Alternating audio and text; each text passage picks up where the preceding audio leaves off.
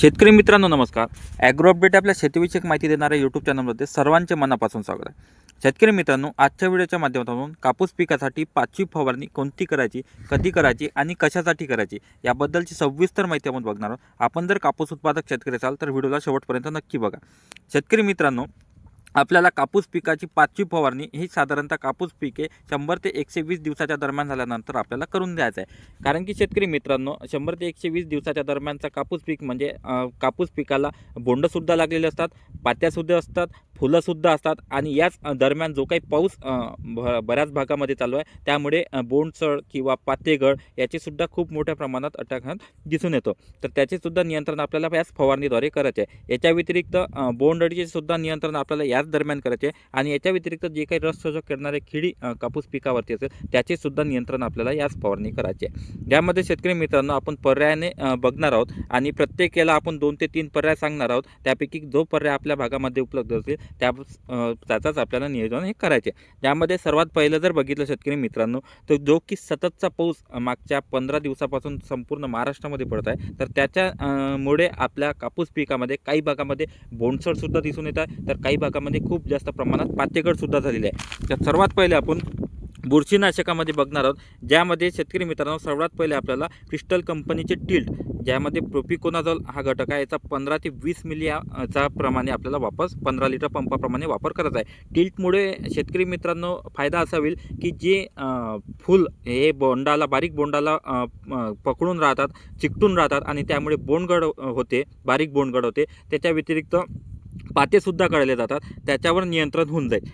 जर शेतकरी मित्रांनो टिल्ट आपल्या भागामध्ये उपलब्ध झाला नाही तर त्याला आपण दुसरा पर्याय म्हणजे टाटा कंपनीची ताकद, ज्यामध्ये कॅप्टन 70% प्लस हेक्झाकोनाझोल 5% आहे, याचा 30 ग्रॅम प्रति 15 लिटर पंपाप्रमाणे आपण वापर करू शकतो. एकतर टिल्ट वापरायचा आहे किंवा ताकद वापरायचा आहे. किंवा शेतकरी मित्रांनो, ज्या शेतकऱ्यांच्या शेतामध्ये खूप जास्त प्रमाणात बोंडसड झालेले दिसून येत आहे, म्हणजे ज्या शेतकऱ्यांच्या शेतामध्ये 10 ते 15 बोंड लागले परंतु खालचे बोंड आता सडायला सुरुवात झाली आहे, तर त्याच्या नियंत्रणासाठी आपण क्रिस्टल कंपनीचे ब्ल्यू कॉपर, याचा ज्यामध्ये कॉपर ऑक्सिक्लोराईड हा घटक आहे 50% मध्ये, याचा 30 ग्रॅम प्रति 15 लिटर पंपाप्रमाणे वापर करायचा आहे. आणि याच्यासोबत आपल्याला स्ट्रेप्टोसायक्लिन याचा 3 ग्रॅम प्रति 15 लिटर पंपाप्रमाणे आपल्याला वापर करायचा आहे. या दोन्हीच्या कॉम्बिनेशनचा फायदा असा होईल शेतकरी मित्रांनो, बोंडसडीवर तर नियंत्रण होईलच, परंतु जे कापूस पिकाच्या पानावरती डॉट आलेले आहे बॅक्टेरियाचे, त्याचे सुद्धा नियंत्रण त्यामुळे होऊन जाईल. जर शेतकरी मित्रांनो हे सुद्धा उपलब्ध झाले नाही तर याला पर्याय आपण अदामा कंपनीचे कस्टोडिया, त्यामध्ये अजॅक्स्ट्रोरोबिन 11% आणि टेबिकोनाझोल 18.3% SC फॉर्म्युलेशनमध्ये, याचा 25 मिली प्रति 15 लिटर पंपाप्रमाणे आपल्याला वापर करायचा आहे. जे 4 बुरशीनाशक सांगितले शेतकरी मित्रांनो, त्यापैकी कोणत्याही एका बुरशीनाशकाचा वापर आपल्याला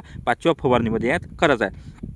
याच्यानंतर शेतकरी मित्रांनो, जी पातेगळ खूप मोठ्या प्रमाणात पावसामुळे झाले, तर आता इथून पुढे नवीन पाते लागण्यासाठी आपल्याला औषध घ्यायचे, ज्यामध्ये सर्वात पहिले आपल्याला एक वॉटर सोल्युबल घ्यायचं आहे. ज्यामध्ये 3 पर्याय सांगतोय, त्यापैकी कोणत्याही एका वॉटर सोल्युबलचा आपल्याला वापर करायचा आहे. ज्यामध्ये सर्वात पहिले जर बघितले तर ICL कंपनीचे न्यूट्रिवन, ज्याच्यामध्ये घटक जर बघितलं तर 8, 16, 46 म्हणजे 8% नत्र, 16% फॉस्फरस आणि 46% हा पोटॅश आहे. याचा 100 ग्रॅम प्रति 15 लिटर पंपाप्रमाणे आपल्याला वापर हा करायचा आहे. जर न्यूट्रिवंट आपल्या भागामध्ये भेटलं नाही तर याला पर्याय तुम्ही 13-0-45 याचा 80 ग्रॅम प्रति 15 लिटर पंपाप्रमाणे वापर करू शकतो, किंवा 0-52-34 याचा 80 ग्रॅम प्रति 15 लिटर पंपाप्रमाणे आपण वापर करू शकतो.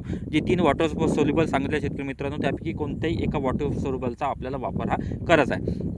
आणि याच्यासोबतच आपल्याला एक बायोस्टिम्युलंट वापरायचे आहे, जे म्हणजे गायत्री परफेक्ट, जे मायक्रोन्यूट्रन मिक्सचर फर्टिलायझर आहे. तर याचा आपल्याला 15 ते 20 मिली प्रति 15 लिटर पंपाप्रमाणे आपल्याला वापर करायचा आहे. गायत्री परफेक्टचा फायदा असा होईल शेतकरी मित्रांनो की झाडामध्ये हिरवेपणा, जो की मागच्या पावसामुळे जो की पिवळेपणा बऱ्याच भागामध्ये कापूस पीक हे पिवळे पडलेलं आहे, तर ते सुद्धा हिरवेगार व्हायला मदत होईल. त्याच्या व्यतिरिक्त जे पाते आहे त्याचे लवकर बोंडात रूपांतर होण्याला सुद्धा मदत होईल आणि बोंडे भरायला सुद्धा मदत होईल, कारण की हे मायक्रोन्यूट्रन मिक्सचर फर्टिलायझर आहे. याचं दुहेरी काम आहे, परंतु याच्यासोबत आपल्याला वॉटर सोल्युबल सुद्धा घ्यायचे आहे.